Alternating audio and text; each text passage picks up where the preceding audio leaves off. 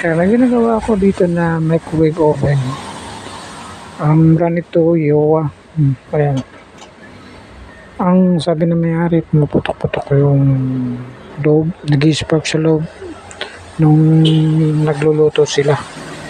Tinignan natin kung ano yung pinakasira niya. Binuksan ko na to.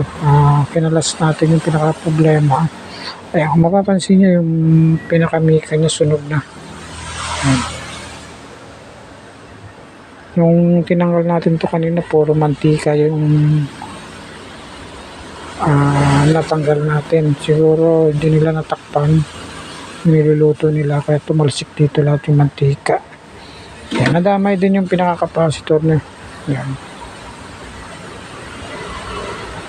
Kasi pag nagkaroon ng problema dito, minsan nagdadama yung capacitor o kaya yung magnetron. Yan. Okay. May nakabang na ako dito na Mika. Kakatingin na lang natin. Ayan. Sukatan na lang natin, hindi cutting natin para maikabit natin. And then yung capacitor, meron na rin tayong pamalit na bago. Okay, simulan na natin. Katingin muna natin to.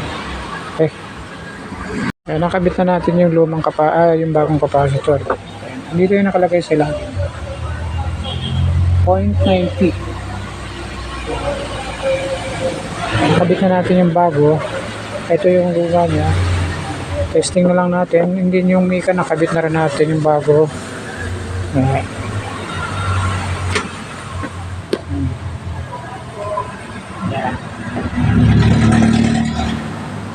Okay, nakabit na natin. Testing natin kung okay na.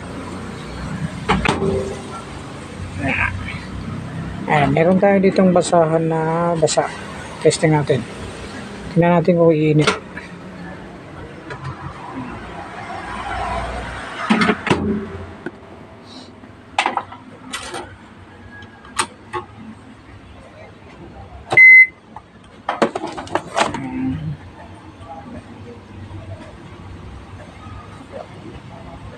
Cancel.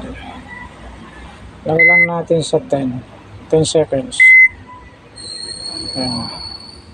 Start.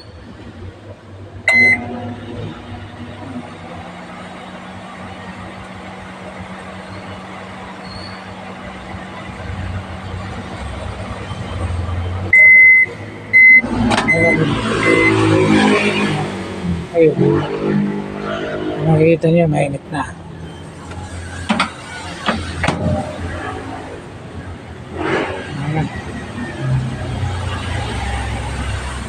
Okay na. Yun lang na yung problema. Yung Mika. Salamat.